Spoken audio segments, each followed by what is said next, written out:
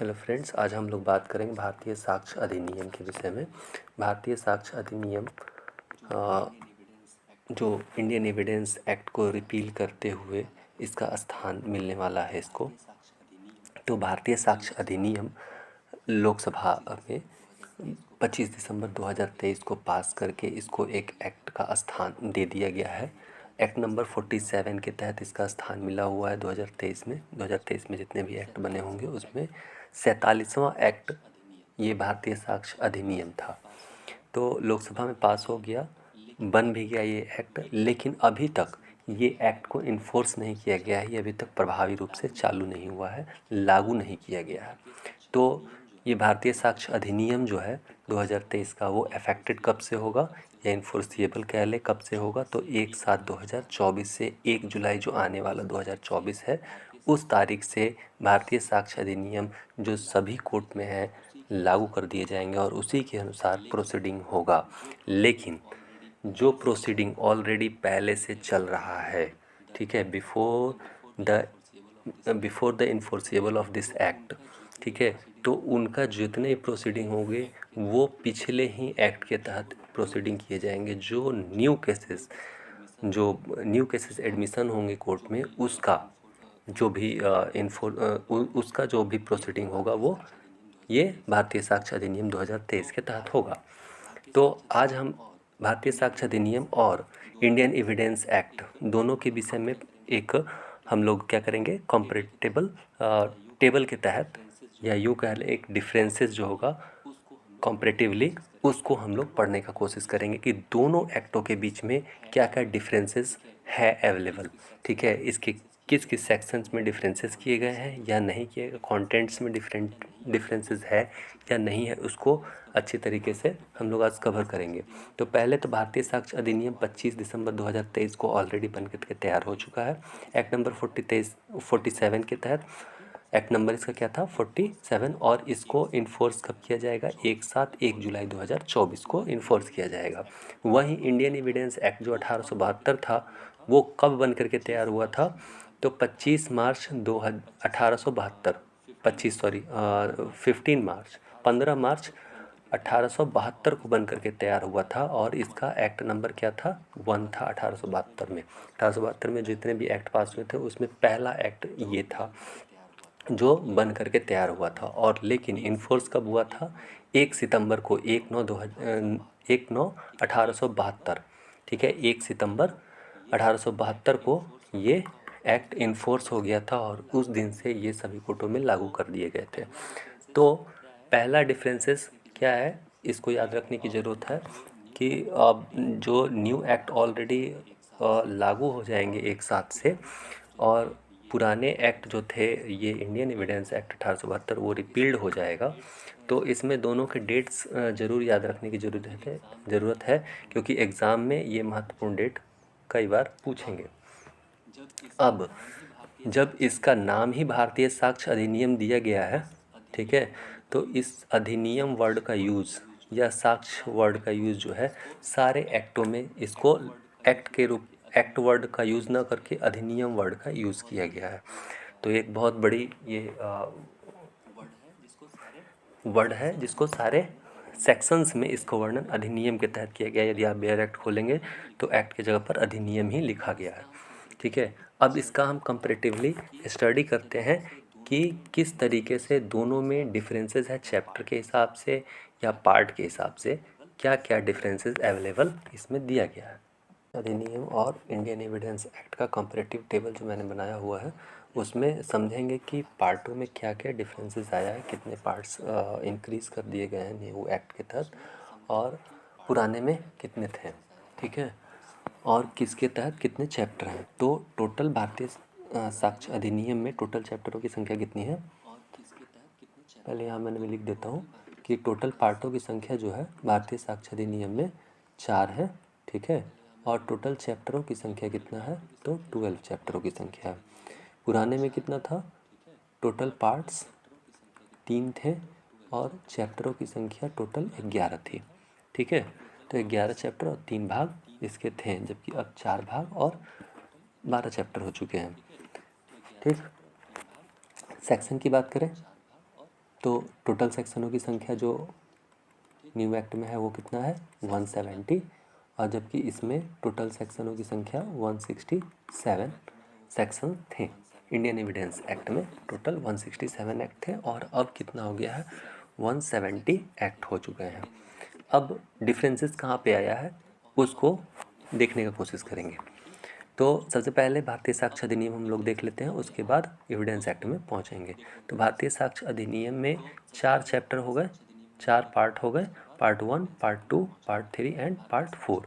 First part जो है preliminary है, ठीक है, और उसमें चैप्टर 1 सिर्फ 1 चैप्टर है, और उसके तहत 2 जो सेक्शन है, first section and second section, 2 section आते हैं, ठीक है। तो पहला सेक्शन में जो है वो सिर्फ शॉर्ट टाइटल के विषय में बताया गया है, एप्लीकेशन और कमेंसमेंट की कब से ये कमेंस किया जाएगा उसके विषय में बताया गया है।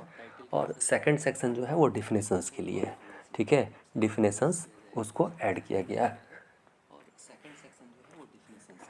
डिफिनेशंस ऐड किया गया है, ठीक है, ये सेकंड चैप्टर में। चैप्टर 2 जो है, पार्ट 2 जो है उसमें चैप्टर सेकंड को इंक्लूड किया गया है। चैप्टर सेकंड जो है पार्ट 2 के अंतर्गत ऐड किया गया है, जिसमें रिलेवेंसी ऑफ द फैक्ट के विषय में बताया गया है, फैक्ट की रिलेवेंसी को डिस्क्राइब किया गया है। अब वो उसमें सेक्शन कितने आ जाते हैं, सेक्शन 3 से लेकर के सेक्शन 50 तक इसके अंतर्गत है। पार्ट 2 के अंदर चैप्टर 2 सिर्फ एक ही चैप्टर है और उसमें सेक्शन 3 से लेकर के 50 तक सेक्शंस दिए गए हैं। रिलेवेंसी ऑफ द फैक्ट का डिस्क्रिप्शंस है, पूरा डिस्क्राइब किया गया है रिलेवेंसी ऑफ द फैक्ट के विषय में।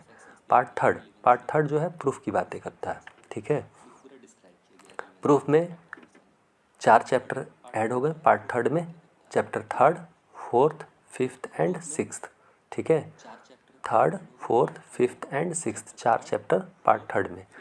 तो पहला चैप्टर जो है, पहला मीन्स चैप्टर 3 जो है इसके अंतर्गत वो सेक्शन 51 से 53 तक है, और जो डिस्क्राइब क्या करेगा, ठीक है, part 3 fact which need not be proved, fact वैसा फैक्ट जिसको प्रूव करने की आवश्यकता नहीं है, which need not be proved. Chapter fourth में ओरल एविडेंस के विषय में दिया गया है, ठीक है, 54 सेक्शन से लेकर के 55 सेक्शंस तक, ठीक है, ओरल एविडेंस 54 से 55 तक। चैप्टर 5 में जो है डॉक्यूमेंट्री एविडेंस के विषय में दिया गया, डॉक्यूमेंट्री एविडेंस 56 से लेकर के 93 तक के विषय में, ठीक है, 53 से लेकर के 93 तक। और चैप्टर 4 जो है exclusion of the oral evidence bye documentary evidence और ओरल एविडेंस के एक्सक्लूजन को व्याख्या किया गया है, डिटेल्स बताया गया 94 से लेकर के 103 तक, ठीक है। सेक्शन को 1 बाय 1 डिस्क्राइब करके पढ़ने की आवश्यकता है। वैसे पुराना जो सेक्शन एक्ट आपने पढ़ा होगा सेम टू सेम लगभग वैसे ही है एक्ट, उसके डिटेल्स में या उसके वर्डिंग में कोई ज़्यादा डिफरेंसेस नहीं है, कुछ जगह डिफरेंसेस की ज़रूरत है जिसको हम लोग देख लेंगे। अब आगे बढ़ते हैं। तो चैप्टर 4 है, चैप्टर 4 के विषय में production and event effect of the evidence. तो एविडेंस का क्या इफेक्ट होगा और किस तरीके से पेश किया जाएगा उसको चैप्टर 4 के अंतर्गत डाला गया। अब इसमें टोटल कितने पार्ट 4 के अंतर्गत डाला गया, पार्ट 4 के अंतर्गत टोटल कितने चैप्टर हैं, 1, 2, 3, 4, 5 और 6, टोटल 6 चैप्टर को इंक्लूड किया गया। Chapter 7th, 8th, 9th, 10th, 11th and 12th, ठीक है, 7th से लेकर के 12th तक चैप्टर को पार्ट 4 में ऐड किया गया है। तो चैप्टर 7 में कौन सा है, बर्डन ऑफ प्रूफ, जो सेक्शन 104 से लेकर के 120 तक डिस्क्राइब है। 8 में स्टॉपेल, ठीक है, 121 से लेकर के 123 तक। चैप्टर 9 में विटनेसेस के विषय में डिस्क्राइब है, 124 से लेकर के 139 तक, 124 से लेकर के 139 तक। चैप्टर 10 में एग्जामिनेशन ऑफ विटनेसेस है, एग्जामिनेशन ऑफ विटनेसेस, ये चैप्टर कितने तक सेक्शन कितना है, 140 से लेकर के 168 तक, ठीक है, 168 तक डिफाइन किया गया है। उसके बाद चैप्टर 11 है, इसमें improper admission and rejection of evidence. इसमें जो एडमिशन एविडेंस का एडमिशन या रिजेक्शन है इम्प्रॉपर वे में, जो एडमिशन हो जाएगा एविडेंस का, उसको उसका एडमिशन या फिर रिजेक्शन के विषय में एक सेक्शन है सिर्फ 169 उसको बताया गया, ठीक है। और उसके बाद चैप्टर नंबर 12 इसको रिपील एंड द सेविंग ये वर्ड दिया गया है चैप्टर 12 को। इसमें से सेक्शन 170 है। ये जो 170 सेक्शन है ना, वो इसमें से ही सेक्शन नंबर 2 था, उसको उठा करके यहाँ एक चैप्टर बना करके और उसमें डाल दिया गया है। एक चैप्टर अलग से वहीं पर इंक्रीज़ हो रहा है, चैप्टर नंबर 12, जिसको रिपील वाला जो सेक्शन पुराने वाले एक्ट में था, इंडियन एविडेंस एक्ट में, उससे ही सेक्शन नंबर 2 को उठा करके यहाँ पर सेक्शन 170 में ऐड किया गया है और चैप्टर एक अलग बना दिया गया है इसको। अब आ जाते हैं इंडियन एविडेंस एक्ट के में हम लोग, ठीक है। तो इंडियन एविडेंस एक्ट जो इंडियन एविडेंस एक्ट 1872, इसमें टोटल कितने एक्ट थे, सॉरी इसमें टोटल कितने चैप्टर हैं और कितने सेक्शंस हैं इसको देख लेते हैं हम लोग। तो इसमें टोटल 3 चैप्टर थे, 3 पार्ट थे, ठीक है, 3 पार्ट और चैप्टरों की संख्या टोटल 11 मैंने लिख रखा है। तो पहला पार्ट में क्या था, रिलेवेंसी ऑफ द फैक्ट। अब इसी में चैप्टर 1 और चैप्टर 2 दोनों थे, ठीक है। यहाँ पर सिर्फ चैप्टर को अलग किया गया है, इसी वजह से ये दोनों जो था ना प्लस में थे यहाँ पे, ठीक है, पार्ट 1 में ही, और इसको अलग अलग कर देने से एक पार्ट का वृद्धि हो गया, इसमें इंक्रीज़ हो गया, पार्ट 4 तक पहुँच गया, नहीं तो 3 तक ही रहता। तो इसको दोनों को ऐड करके यहाँ पर पार्ट 1 में ही रखा गया था, first chapter and the second chapter. First chapter is preliminary, this section number 1 to 3 and the second chapter is relevancy of the fact which is included in the part 1. Now the part 2, what it says that the proof, part 2 the proof. In this part only four chapter are included here, only 4 chapter, chapter number 3rd 4th 5th, chapter number 3rd 4th 5th and 6th, ठीक है। 3 से लेकर के 6 तक इस chapter में add किया गया पार्ट में, ठीक है, प्रूफ। और सेम ही यहाँ पर भी था पार्ट थर्ड वाला इससे एकदम मैच करेगा आपका, ठीक है। पार्ट 3 इसका जो है भारतीय साक्ष्य अधिनियम का, वो इंडियन एविडेंस एक्ट के पार्ट 2 से मैच कर जाएगा। चैप्टर नंबर 3 में देखिएगा, चैप्टर नंबर 3 में fact which need not be proved, इसमें भी वही दिया गया है। सेक्शन चेंज करेंगे, सेक्शन का संख्या चेंज हो जा रहा है यहाँ पे, सेक्शन इसमें 56 से लेकर के 58 तक है, ठीक है, पार्ट 3 में। बाकी आते हैं चैप्टर नंबर 4 में ओरल एविडेंस, इसमें भी सेक्शन चेंज हो जाता है 59 से 60। उसके बाद चैप्टर नंबर 5, ठीक है, जो चैप्टर नंबर 5 है वो डॉक्यूमेंट्री एविडेंस के विषय में है। वो सेक्शन कितना से स्टार्ट हो रहा है, 61 से 90A तक, ठीक है, 90A बाद में एडिशनल है, बाद में ऐड हुआ था। उसके बाद आ जाते हैं चैप्टर नंबर 6। चैप्टर नंबर 6 में क्या दिया गया है, चैप्टर नंबर 6 में exclusion of oral by the documentary evidence ये दिया गया है, और ये 91 से लेकर के 100 तक के बीच में दिया गया है। 91 से 100 के बीच में एक्सक्लूजन, यहाँ भी सेम टू सेम है चैप्टर नंबर 6 और चैप्टर नंबर 6 तो सेम ही है, सिर्फ पार्ट का डिफरेंसेस है और सेक्शंस का डिफरेंसेस है। अब हम लोग बात करेंगे आगे, नेक्स्ट जो है पार्ट 3 इसका, ठीक है, पार्ट थर्ड में टोटल चैप्टरों की संख्या 1 2 3 4 5 चैप्टरों की संख्या इसमें है, ठीक है। चैप्टर कितना से स्टार्ट हो रहा है, 7th से, इसमें भी स्टार्ट हो रहा है 7th से, burden of proof. Section change हो रहा है 101 से लेकर के 114A तक, ठीक है, 101 से लेकर के 114A तक एडेड है बर्डन ऑफ प्रूफ का। अब नेक्स्ट जो है चैप्टर नंबर 8, उसमें स्टॉपेल है, यहाँ भी चैप्टर नंबर 8 में स्टॉपेल ही था। सेक्शन का चेंज हो जाएगा, 115 से लेकर 117 तक है इसमें, ठीक है, इसमें अलग था 121 से लेकर के 123 तक था। चैप्टर नंबर 9 जो है वो विटनेसेस का यहाँ भी था, यहाँ भी था, दोनों जगह सेम ही है। सेक्शन चेंज हो रहा है 118 से लेकर के 134 तक, ठीक है, witnesses chapter number 9। Chapter number 10 examination of witness, chapter number 10 इसमें भी है एग्जामिनेशन ऑफ विटनेसेस, और ये एग्जामिनेशन ऑफ विटनेसेस कब से कब तक होगा, सेक्शन में 135 से लेकर के 166 तक। अब चैप्टर नंबर 11 जो है वो क्या बतला रहा है, improper admission and rejection of evidence, improper admission or rejection of evidence, evidence का एडमिशन और रिजेक्शन जो इम्प्रॉपर तरीके से होगा उसको चैप्टर नंबर 167 में डाला गया। उसमें भी इम्प्रॉपर वाला जो सेक्शन था 169 में है। ठीक है, तो इस तरीके से कुल मिलाकर के टेबल को देख रहे हैं तो करीब करीब सेम ही है। ठीक है, और इसके पार्ट का जो नाम रखा गया है, सेक्शन जो मेन सेक्शन है उसमें काफ़ी ज़्यादा डिफरेंसेस आ रहा है, वो याद करने की आवश्यकता पड़ेगी और उसके कंटेंट्स को याद करने की आवश्यकता पड़ेगी। ठीक है, तब आ गया हम लोग देखते हैं क्या सेक्शंस में किस तरीके से डिफरेंसेस क्यों आया, उसका कंपैरेटिव स्टडी कर लेते हैं, सेक्शंस में कैसे चेंजिंग आ रहा है। तो ये टोटल इंडेक्स का हो गया पार्ट और चैप्टर के विषय में कि किस तरीके से चेंजिंग आया है पार्ट और चैप्टर में, और सेक्शनों की संख्या किस तरीके से इंक्रीज़ हो रहा है, 170 से 167 था, यहाँ 170 हो रहा है। ठीक है, तो इन दोनों के विषय में नेक्स्ट टेबल में हम लोग देखते हैं। अब आगे चलते हैं कॉम्परेटिव टेबल। कॉम्परेटिव टेबल हम इसको बुक से लिया गया है। तो कॉम्परेटिव टेबल जो है भारतीय साक्ष्य अधिनियम का और ये जो इंडियन एविडेंस एक्ट था, उन दोनों के बीच में कंपैरेटिव टेबल के विषय में देखते हैं कि सेक्शन वाइज कहाँ डिफरेंसेस हुआ है और सेक्शनों का इंक्रीमेंट कैसे हो गया, इंक्रीज़ कैसे किया है। तो सबसे पहले भारतीय साक्ष्य अधिनियम के सेक्शन नंबर 1 में चलते हैं। तो इसमें क्या दिया गया है, short title, application and commencement. ठीक है, ये तीन चीज़ें पुराने वाले भी जो एक्ट थे उसमें भी दिया हुआ था, चूँकि शॉर्ट टाइटल में क्या दिया होता है कि कब से कमेंस होगा, ठीक है, और कहाँ कहाँ एप्लीकेबिलिटी होगी, पूरे भारतवर्ष में एप्लीकेबिलिटी होगी या कुछ क्षेत्रों में होगी। तो साक्ष्य अधिनियम या एविडेंस एक्ट दोनों में वैसे ही है कि पूरे भारत पर एप्लीकेबल है, तो इसकी एप्लीकेबिलिटी होती है।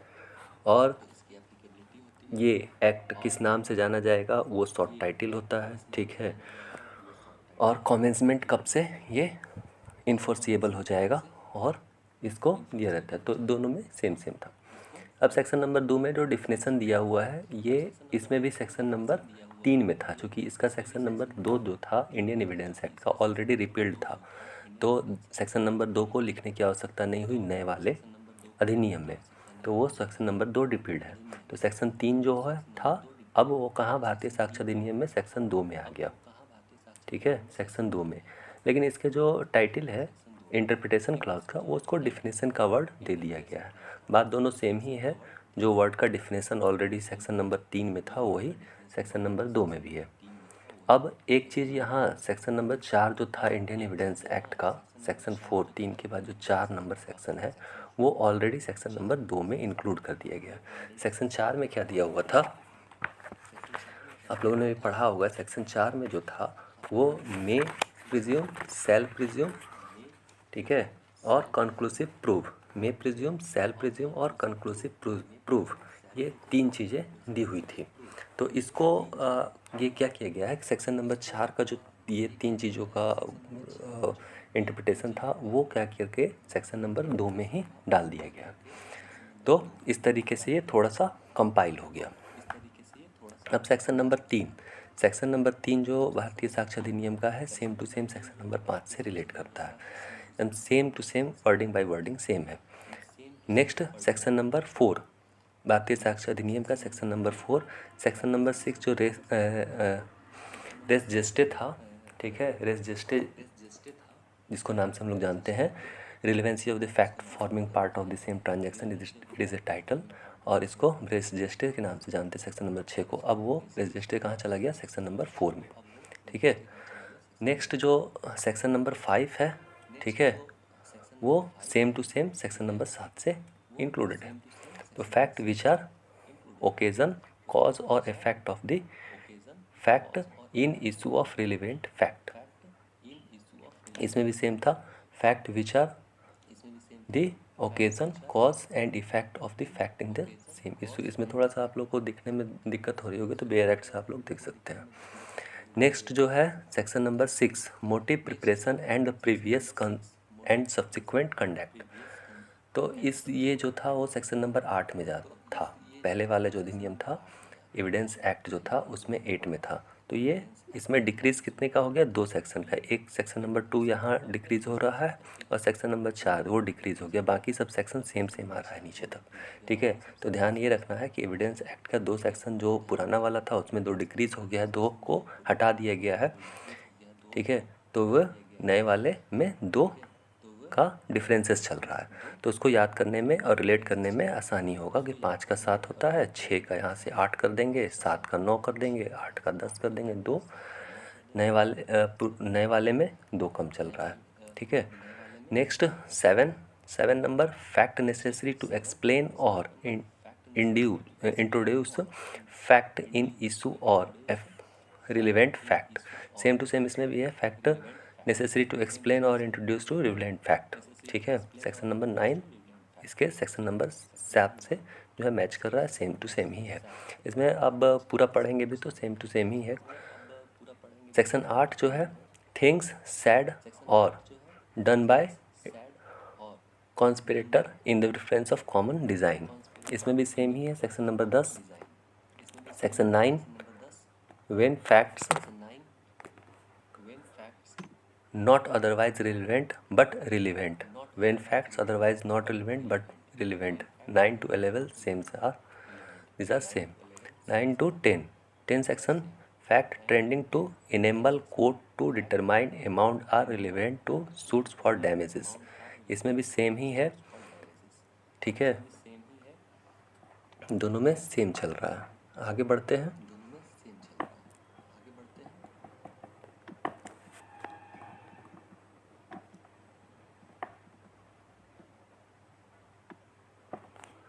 सेक्शन 11, सेक्शन 11 में क्या दिया हुआ है, facts relevant when right and custom is in question. Section 13, इसमें सेक्शन 13 क्या कर रहा है, facts relevant when right and the custom are in question, same to same है। Section 12, facts showing existence of the state of mind और bodily feeling, इसमें भी section number 14 वही कहता है, facts showing existence of the state of mind और of bodily feeling.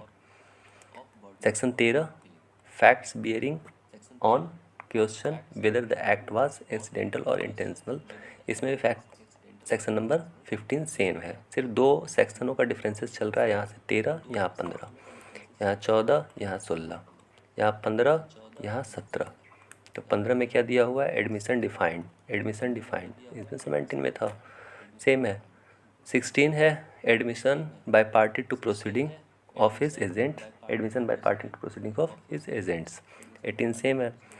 17, admission of the person whose position must be proved as against party to suit, इसमें भी same ही है 19 में। 18 यहाँ है, admission by person expressly refer to the party to suit, इसमें भी सेम ही है 20 में। तो इसमें कुल मिलाकर के इस तरीके से 20 सेक्शन तक पुराने वाले का और इसका 18 सेक्शन तक सेम टू सेम है, सिर्फ 2 सेक्शनों का डिफरेंसेस है। नाउ सेक्शन 19, सेक्शन 19 जब देखेंगे तो proof of admission against the person making them and by और देयर बिहाफ। ठीक है, देयर बिहाफ पे, तो दोनों सेक्शन सेम है। यहाँ पर जहाँ डिफरेंसेस आएगा वो मैं बतला रहा हूँ आपको। Section number 20, when oral admission as to contents of documents are relevant, this is also same। Section 21 of new act, admission in civil cases when relevant, admission in civil cases when relevant, 20 number section यहाँ तक same है। अब section 22, section 22 में है confession caused by inducement, threat, coercion और promises when irrelevant in the criminal proceeding. ये जो है, ये 3 सेक्शन यहाँ जो पुराने वाले एक्ट में था, इंडियन एविडेंस एक्ट 1872, 24, 28 एंड 29, ये 3 जगह एडिशनल में दिया हुआ था और दोनों सेम चीज़ें थी, जिसको कंबाइन करके एक ही साथ लाने का प्रयास किया गया कॉन्फेशन वाली चीज़ को, जिसमें इंड्यूसमेंट, थ्रेट और कोरिजन या प्रोमिसेस के सहारे जो कॉन्फेशन कराया जाता है, उस चीज़ को एक पास लाने का कोशिश किया गया। और इसमें जो पुराने वाला जो एक्ट था उसमें सेक्शन 24, 28 एंड 29, ये 3 सेक्शनों को एक साथ कंपाइल किया गया। कंपाइल करके सेक्शन 22 में एक साथ रख दिया गया। अब नेक्स्ट आते हैं, वैसे ही नेक्स्ट जो है 23 confession to the police officer. Police officer के सामने जो कॉन्फेशन होता है वो, ठीक है, इसमें 3 सेक्शनों में डिफाइंड था, 25, 26 एंड 27। तीनों को अलग अलग डिफाइन किया गया था, अलग अलग सेक्शन बना करके, ठीक है। इन तीनों को क्या किया गया है, कंपाइल करके एक साथ इसको कर दिया गया है 23 नंबर सेक्शन में। तो यहाँ से भी सेक्शनों का जो सीरीज़ है वो थोड़ा सा गड़बड़ और हो जाएगा, क्योंकि 2 सेक्शन और यहाँ से कम हो गए, यहाँ से फिर 2 सेक्शन कम हो गए, तो इसलिए सीरीज अब यहाँ से फिर गड़बड़ होगा थोड़ा सा। तो अब क्या हो जाएगा, नेक्स्ट जो सेक्शन नंबर 24 है वो, अब देखिए कॉन्फेशन हो गया, confession to the police officer. Police officer के सामने जो कॉन्फेशन लेते हैं उनका 3 सेक्शन जो पुराने वाले में, तो उसको कंपाइल करके एक साथ 23 में डाल दिया गया है। पूरा डिटेल्स जो है सेक्शन का वो हम लोगों को थोड़ा सा एक बार विस्तृत अध्ययन कर लेना होगा। तो सेक्शन नंबर 24 में सेम टू सेम दिया हुआ होगा, confession to proof, confession of proof, consideration of proof, confession affecting person making it and other jointly under trial for same offense। इसमें भी सेम ही है 30 में, confession of proof, consideration of proof confession affecting person making it and when jointly under trial for the same offenses, ठीक है। ये दोनों same दिया हुआ है, ठीक है। तो अब यहाँ से सेक्शनों का जो सीरीज होगा, पहले 2-2 का अंतर चल रहा था, अब अंतर जो चलने लगेगा वो 6 का अंतर चलने लगेगा, क्योंकि 2 यहाँ कम हो गए, 2 यहाँ कम हो गए, तो 2 पहले से था, 2 4 हो गया और फिर 2 6 हो गया।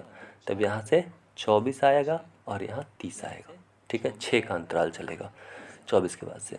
अब 25 में आएंगे, तो 25 में क्या है, admission not conclusive proof but may stop, यहाँ भी सेम है 31।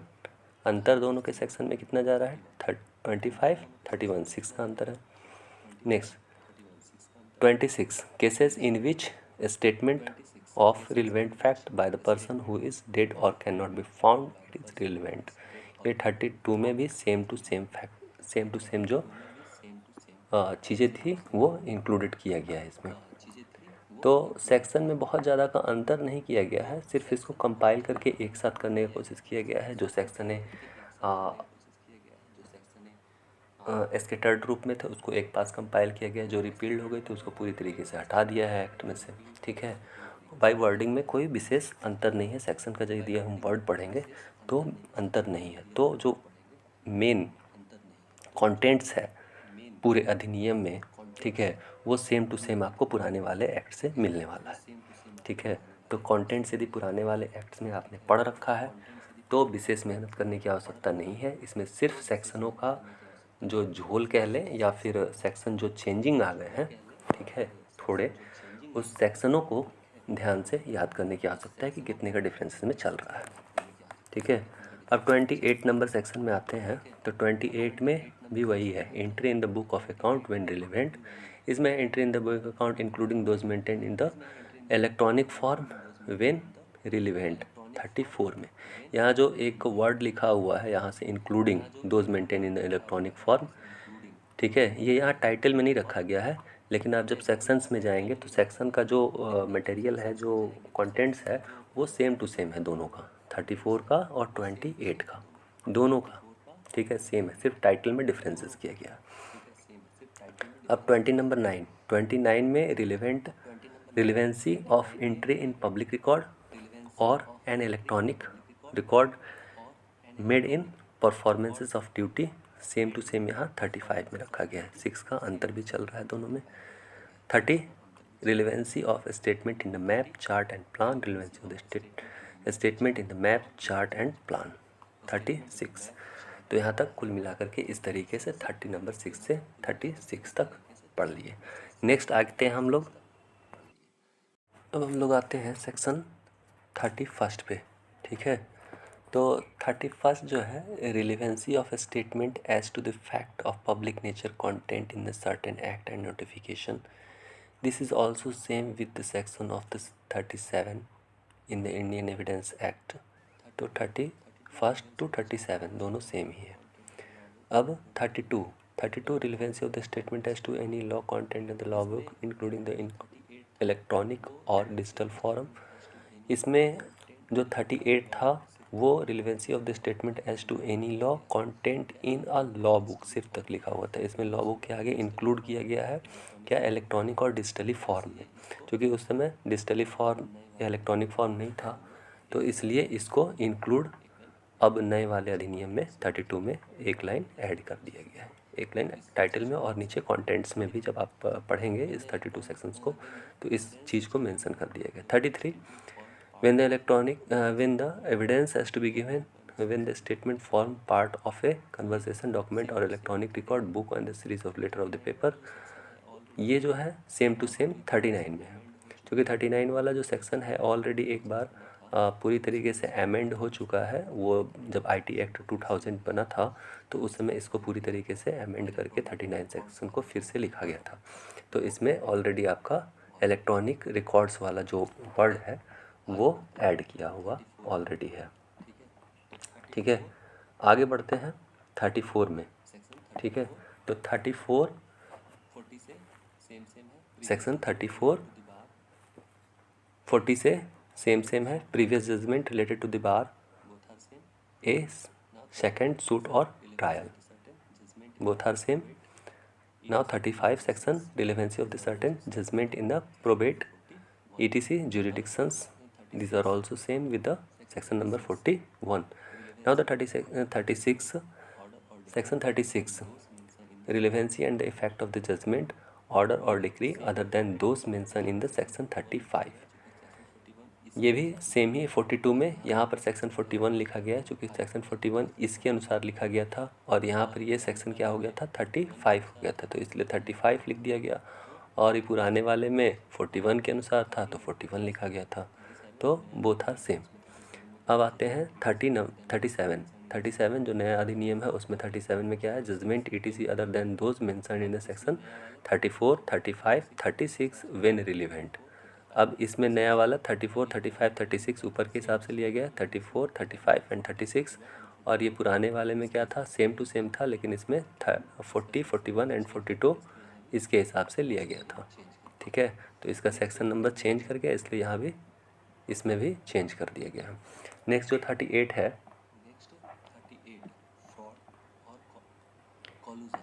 नेक्स्ट 38 फ्रॉड और collusion in obtaining judgment or incompetency of the court may be proved in 38 number section. यहाँ भी सेम ही है 34 में। 39 में जब आएंगे तो ओपिनियन ऑफ एक्सपर्ट, यहाँ ओपिनियन ऑफ एक्सपर्ट 45 में था, बाद में अमेंडमेंट करके इसको opinion of expert of opinion of examiner of electronic evidence वाला सेक्शन जो था बाद में ऐड किया गया था। अब इन दोनों सेक्शनों को कंपाइल करके एक साथ इंक्लूड करके 39 नंबर सेक्शन में ऐड कर दिया गया। अब section 40 fact bearing upon the opinion of expert, ये भी सेम है किसके, 46 के।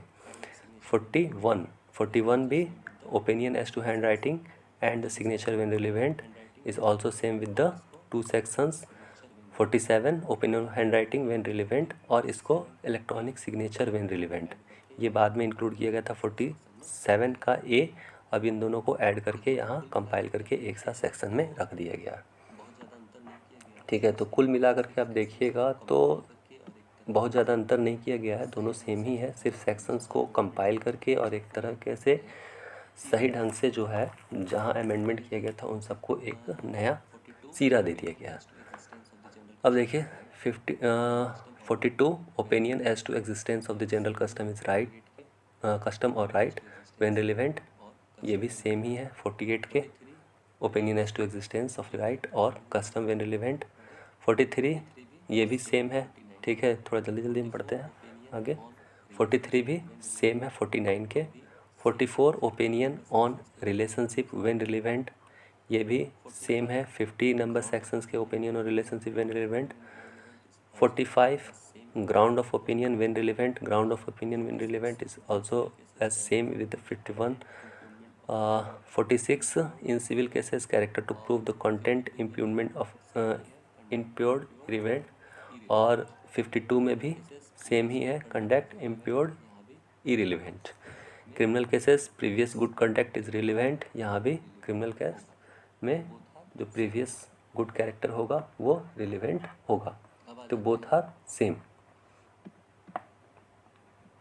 अब आ जाते हैं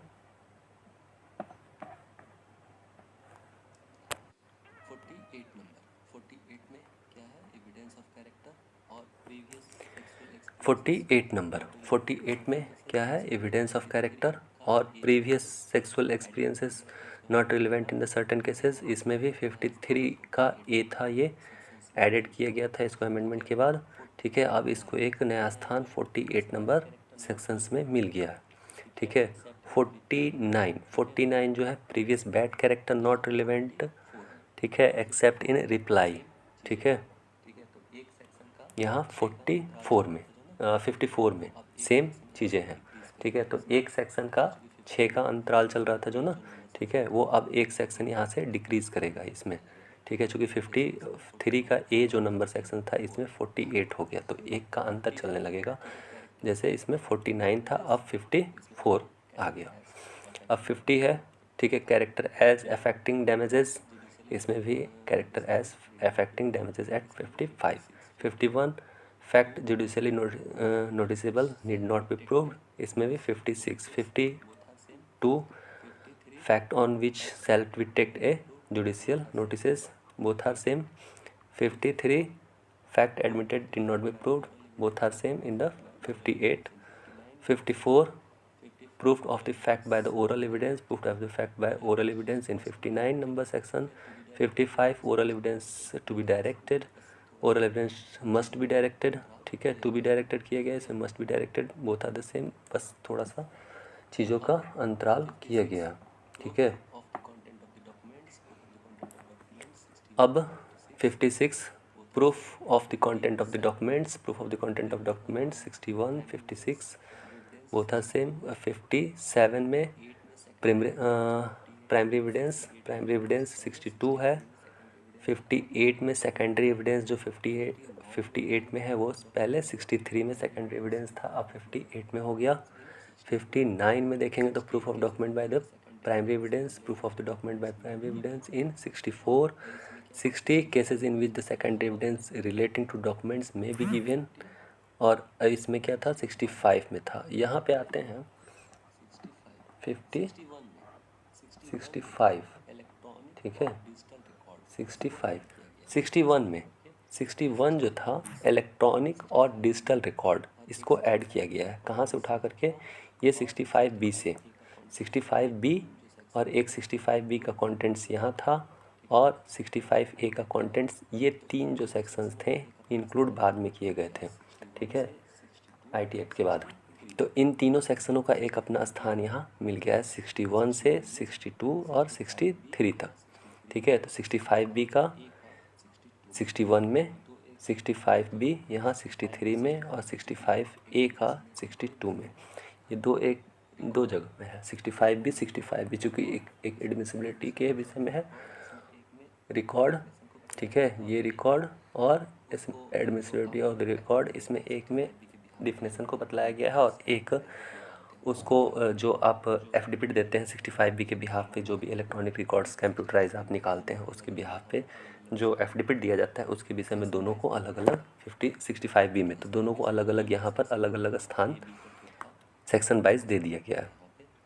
तो इस तरीके से तीन जो सेक्शन A B करके था, ये तीनों को स्थान मिल गया यहाँ पे।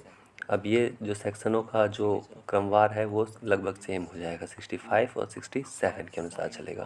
Proof of the signature of handwriting of the person alleged to have signed or written document produced, ये सेम है 67 की। अब दोनों में अंतर कितना हो गया, 2 का, शुरू से चल रहा था अब 6 का, अब सिर्फ बच गया 2 का अंतर, आगे चल के ये भी कम हो जाएगा।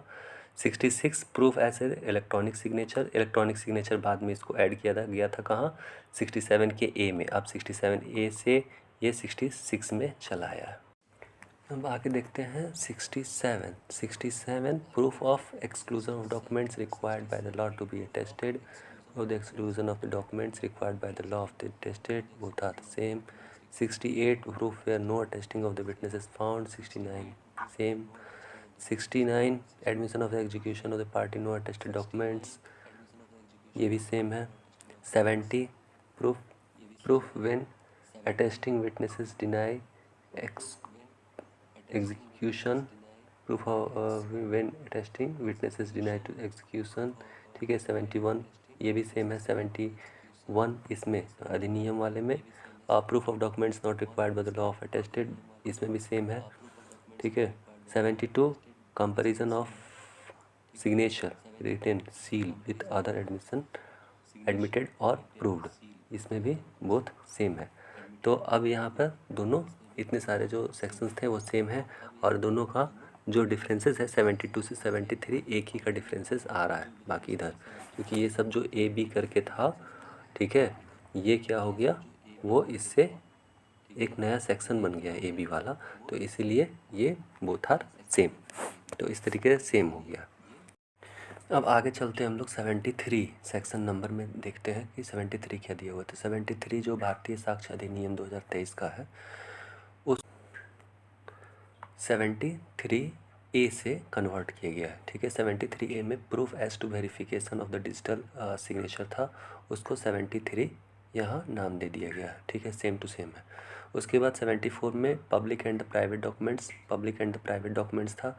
ये 74 और 75 में अलग अलग सेपरेटली था, इसको कंबाइंड करके एक साथ दिया गया 74 में. बाकी वर्डिंग जो है इसके सेक्शंस का सेम टू सेम ही है, कोई चेंजेस नहीं किया गया. 75 में देखते हैं certified copy of the public documents.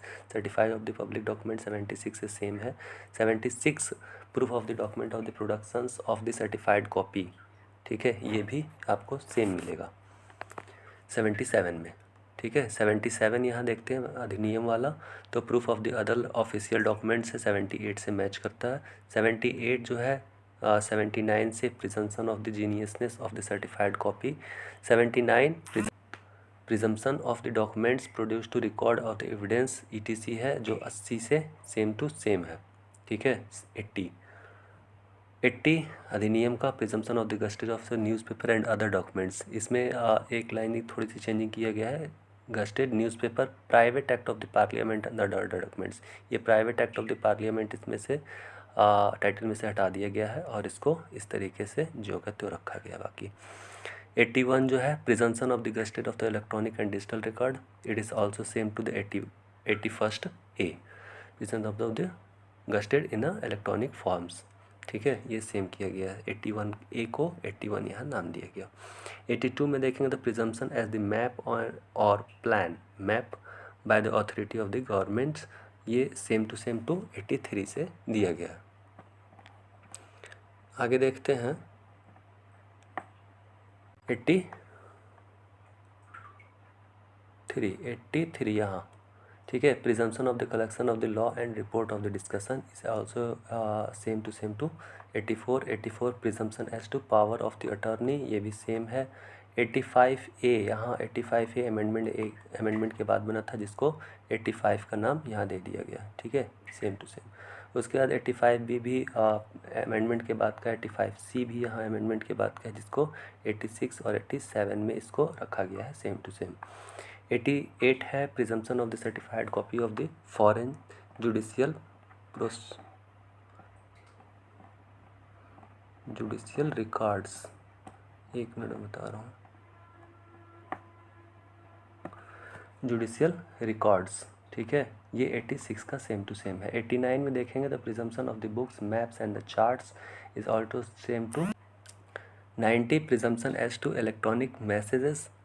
88 जो है 88 का ए जो इलेक्ट्रॉनिक रिकॉर्ड्स है, ये ऑलरेडी अमेंडमेंट था, यहाँ पर डाला गया. ठीक है.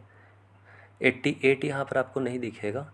ठीक है. 88 जो सेक्शंस था ये यहाँ का पुराना वाला एक्ट का, वो 88 को यहाँ से हटा दिया गया है, क्योंकि उसमें 88 में जो दिया गया था वो 88 था presumption as to telegraph message, telegraph से रिलेटेड था. ठीक है. तो टेलीग्राफ ऑलरेडी आपको पता है कि वो अब बंद हो चुका है, ठीक है, टेलीग्राम जिसको कहते हैं, ठीक है, चैनल वाला टेलीग्राम नहीं, टेलीग्राम जो हम लोग टेलीफोनिक वाया टेलीफोनिक भेजते थे वो अब ऑलरेडी ख़त्म हो चुका है मैसेज करने का साधन। तो उसको यहाँ से 88 वाला सेक्शन को ऑलरेडी हटा दिया गया और 88A जो ऐड किया गया था इसको 90 नंबर में ऐड कर दिया गया। 91 जो है सेम टू सेम ही, as to be due exclusion ETC of documents not produce, इसमें भी सेम ही दिया हुआ है। 92 presumption as to documents of the 30 years old, 30 years old documents का प्रिजम्पशन ये 90 में है। 93 जो है presumption as to electronic record of the 5 year olds electronic records का प्रिजम्पशन, ठीक है, ये 90A में 90A में ऐड किया गया था, इसको रखा गया है इसमें, ठीक है। आगे देखते हैं हम लोग 94 से, ठीक है, थोड़ा जल्दी जल्दी मैं बता रहा हूँ क्योंकि सारे सेक्शन जो हैं सेम ही सेम दिए हुए हैं, कुछ सेक्शनों में अदला बदली किया गया है, ठीक है, बाकी जो जितने भी सेक्शंस हैं इसके वो सेम है। तो भारतीय साक्ष्य अधिनियम का 94 नंबर जो सेक्शन है वो पुराना वाला जो इंडियन एविडेंस एक्ट है उससे सेम टू सेम 91 से सेम है, ठीक है। Evidence of term and contract grant and other dispositions of the property reduce to form of documents, ये दोनों सेम है। 95 यहाँ अब इधर ऊपर से जो है ना कंटिन्यू इसके जो सेक्शनों की संख्या जो है वो नंबरिंग हुआ आगे आ गया है और इसके नंबरिंग जो है वो पीछे चल रहा है, ठीक है। 96 में देखते हैं exclusion of evidence to explain और एमेंड एम्बिजियस डॉक्यूमेंट्स, इसमें भी सेम दिया हुआ है 93 में। 97 exclusion of defend against application of document existing of the fact, इसमें भी सेम है। 98 भी 95 के सेम टू सेम है। 99 जो है evidence as to application of language which can be apply to one on oral और सेवरल पर्सन, 96 भी सेम है। 100 देखेंगे तो 100 भी सेम ही दिया हुआ है, ठीक है।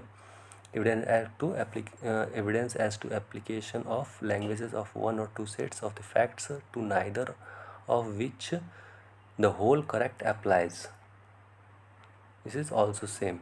101 is also same to 98, 102 is also same to 100।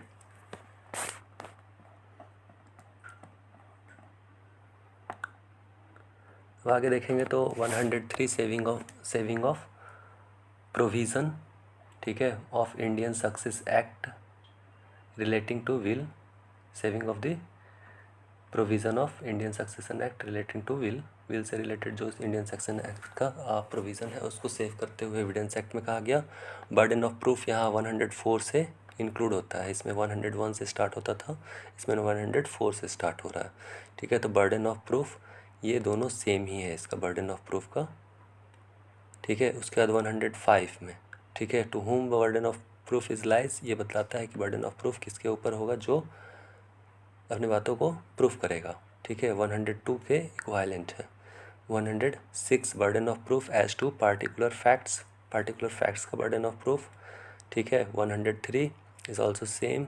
107 burden of the proving fact to be proved to make evidence admissible. 104 ये भी सेम है। 108 burden of proof that the case accused come within the exceptions is 105 से same है, ठीक है। 109 जो है burden of proofing fact specially within the knowledge, burden of proofing fact specially within the knowledge of 106। 110 also same to be 107 burden of proofing death of the person knowing to have been alive within the 30 years, ठीक है। इसमें भी same दिया हुआ है, इसमें 7 years वाला है, ये भी सेम है 108 से, ठीक है। अब आगे हम लोग देखते हैं 112 से, ठीक है। 112 तो 112 से देखते हैं तो इसमें बर्डन ऑफ प्रूफ ही चलेगा। Burden of proof to relating of proof as to relationship in the case of partner, landlord and tenant, principal and agent, ठीक है। ये सेम है 109 से। 113 जो है वो ऑनरशिप्स का है, वो 110 में पहले दिया हुआ था, वो भी ऑनरशिप से रिलेटेड था। 114 जो है proof of the good faith in a transaction where one party is relation to the active confidence. ठीक है, ये proof of the good faith, ये एक्टिवली कॉन्फिडेंस में यदि कोई पार्टी अपने ट्रांजैक्शंस करती है तो उसको प्रूफ कराने का है। ठीक है, 114। उसके बाद 115, ये presumption as to a certain offences, presumption to a certain offences 101 level के ए में ऐड किया गया था बाद में, तो इसको ऐड कर दिया गया 115 में। 116 जो है 116, birth during the marriage and conclusive proof of legitimacy, इसको ऐड किया गया है 112 से। ठीक है, 116 में ये चीज़ें आ गई। उसके बाद है 117, presumption as to abetment of suicide by the married women.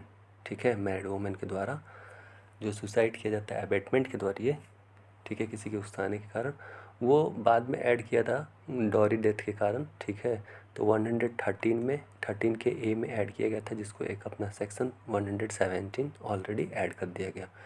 उसके बाद डॉरी डेट का प्रिजम्पशंस भी जो था वो 113 बी में ऐड किया गया था, जो इसमें 118 में प्रिजम्पशन एज टू पे डॉरी डेट, ठीक है, इसको ऐड कर दिया गया है 118 में। ये दोनों सेक्शन बाद में अमेंडमेंट किए गए थे, जो कि बीच में डॉरी डेट से रिलेटेड काफ़ी ज़्यादा केसेस आ रहे थे, तो इसलिए अमेंड किया गया था इस एक्ट को। नेक्स्ट 119 जो है, कोर्ट में prisms existence of the certain fact, ये सेम है 114 के 114 के।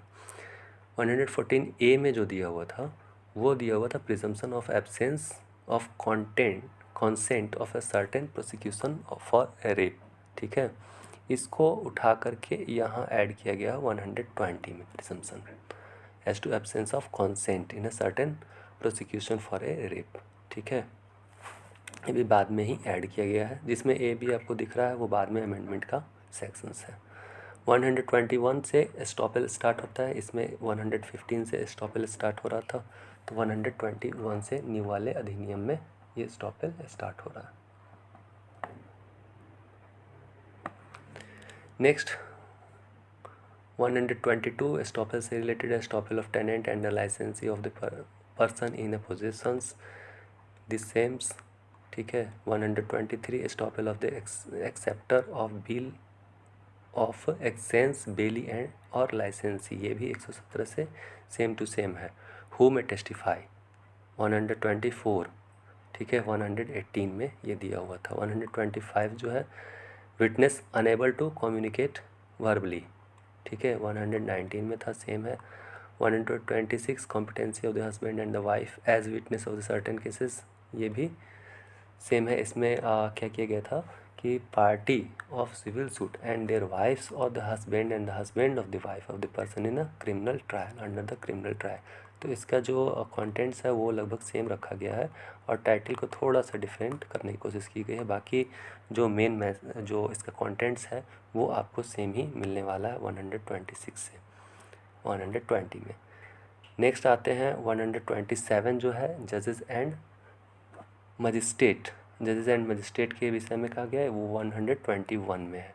ठीक है, 128 कम्युनिकेशन ड्यूरिंग मैरिजेस, ये 122 में था, same. Evidence as to affair of estates, ठीक है, 129, ये 123 से सेम था। ऑफिशियल कम्युनिकेशन 113 टू 124 सेम है। 131 नेक्स्ट देखते हैं 131। तो 131 में जो दिया हुआ था, information as to communication of the offences, ये भी 125 के सेम था। 132 प्रोफेशनल कम्युनिकेशंस, ये भी सेम है। 133 privilege not waived by the voluntary evidence, ठीक है, वॉलेंट्री एविडेंस से प्रिविलेजेस नॉट वेव्ड है। ठीक है, 134 जो दिया हुआ है, ठीक है, confidence and communication with the legal advisers, ये 129 से same. 135 is also same to the 130। ठीक है, production of title deeds of the witnesses not a party,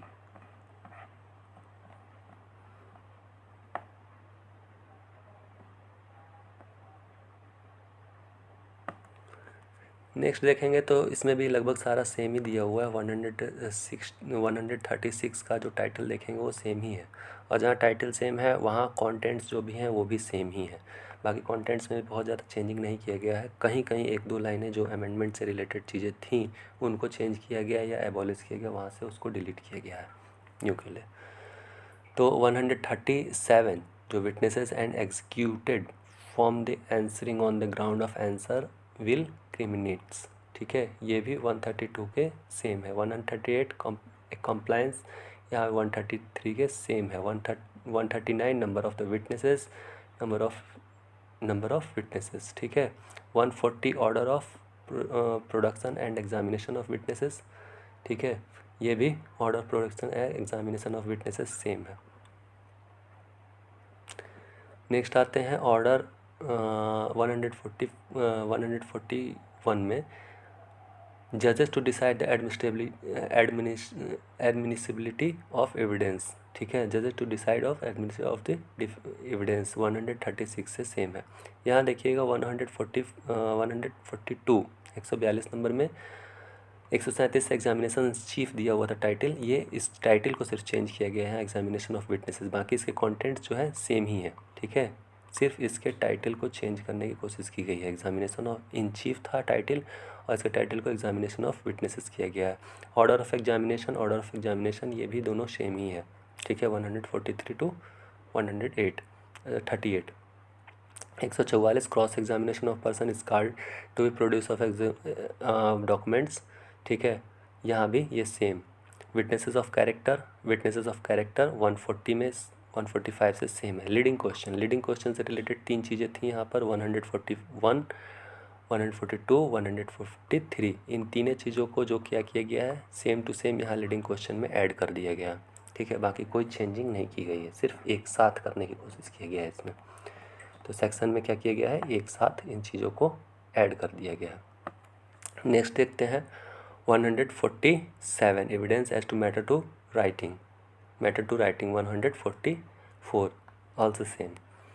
148 cross examination of previous statement in the writing, ये भी same है। Reading question lawfully in a cross examination, ठीक है, ये भी same है। 146 150 when witness to be compelled to answer, ये भी सेम किया गया है 147 से। 51 है 151 when the question shall be asked and when the witness is compelled to the answer, ये भी सेम दिया हुआ है। Question not to be asked without the reasonable ground, ये भी सेम है।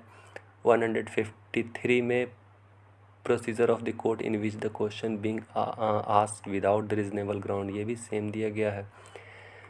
इंसिडेंट एंड स्कैंडलस क्वेश्चंस, ये भी 151 से सेम दिया गया है। क्वेश्चन इंटेंट टू इंसल्ट और एनॉय, ये भी सेम दिया गया है 152 से 55 में। तो लगभग सारे सेम किए गए हैं, ठीक है। आगे देखते हैं हम लोग 156 में, ठीक है। 156 में क्या है, exclusion of evidence to contradict answer to question testing veracity, ठीक है, ये भी जो सेम है 53 के। 57 देखेंगे वो भी सेम है, कितना 154 के। Question of the party to his own witnesses, question by party to his own witnesses, ठीक है।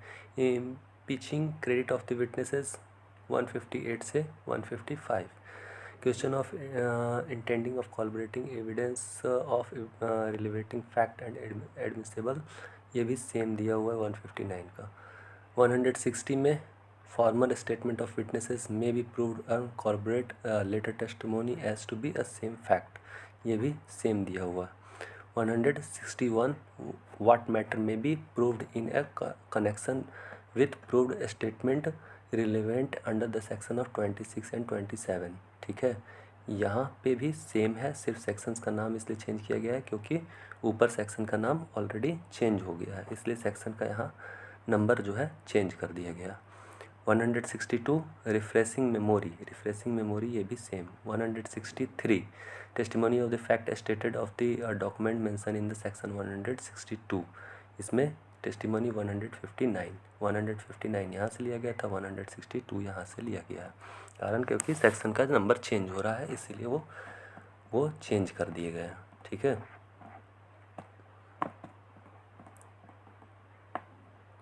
आगे देखते हैं 164, ठीक है। तो 164 में भी सेम चीज़ें दी गई, right of adverse party as to and writing use to the refresh memory, ये भी सेम है। 165 क्या है, 165 प्रोडक्शन ऑफ डॉक्यूमेंट्स, ये भी 162 के सेम है। 166 जो है giving as evidence of the documents called for और एंड प्रोड्यूस ऑन नोटिस, ये भी सेम है। 167 ये भी सेम है, using as evidence of documents production of which was refused on notice. 68 जजेस power to put the question or order productions, ये भी सेम है। 69 no new trial for a improper admission or rejection of documents, ये भी same है। 70 repeal and saving, ये section number 2 जो ऊपर बताया था रिपील कर दिया गया है, वो वहाँ से इसको 70 में डाल दिया गया। ऊपर सेक्शन नंबर 20 में था ना रिपील वाला, वो रिपील जो पुराने वाले एक्ट को रिपील करने की बातें लिखी गई थी, उसको यहाँ पर उठा करके कि ये जो एक्ट है इंडियन एविडेंस एक्ट, उसको रिपील कर दिया गया है, ठीक है। रिपील एंड सेविंग वाले को 170 में डाल दिया गया। तो इस तरीके से टोटल इसमें 170 सेक्शन बनते हैं और इसमें कितने थे, 167 सेक्शन यहाँ जो दिख रहा है आपको, ठीक है। तो कुल मिलाकर के इसमें, ठीक है, इस अधिनियम में जो नया अधिनियम बना और जो पुराना एक्ट था, इन दोनों में समानता है, पूरी तरीके से एक दूसरे के समानांतर ही हैं, समान ही है। सिर्फ सेक्शन में, पार्ट्स में एंड चैप्टर्स में थोड़े से अंतर किए गए हैं, और वो भी आप ध्यान से देखेंगे तो सेक्शन बड़ा इजीली आपको याद हो जाएगा, क्योंकि अमेंडमेंट वाला जो सेक्शन ए बी करके था इसमें ऑलरेडी मेंशन कर दिया गया है, ठीक है। और कुछ जो सेक्शन जो डिलीट पूरी तरीके से हो गए हैं, वो सेक्शन को डिलीट कर दिया गया, इसलिए सेक्शनों की संख्या भी आपको लगभग समान ही दिख रही है, 3 का अंतर आ रहा है, ठीक है। तो कुल मिलाकर के सेम है। बाकी यदि हम सेक्शनों का डिटेल्स पढ़ें, ठीक है, तो वो भी पूरी तरीके से सेम है, कोई विशेष चेंजेस नहीं किया गया है, सेम टू सेम फैक्ट को ही रखा गया है उसके अंदर। तो कंटेंट्स भी उसके सेम है। तो यदि आपके पास पुराना एक्ट यदि ऑलरेडी आपने पढ़ रखा है अच्छे से, तो नए वाले अधिनियम को पढ़ने की विशेष ज़रूरत तो नहीं कहेंगे, लेकिन एक बार यदि पढ़ेंगे तो पूरी तरीके से आपको याद हो जाएगा, क्योंकि पुराना एक्ट और नया अधिनियम दोनों सेम है, ठीक है। डिफरेंसेस सिर्फ कॉम्बिनेशन का है सेक्शंस के, वो सिर्फ याद रखने की आवश्यकता है, ठीक है। तो इस प्रकार से कॉम्परेटिवली स्टडी हम लोगों ने किया, ठीक है। इसको आप लोग ज़रूर देखिए, ठीक है। इससे आपसे दोनों एक्ट और अधिनियम में क्या सिमिलरिटी है और क्या अंतर है वो आपको समझ में आ जाएगा, ठीक है। Thank you.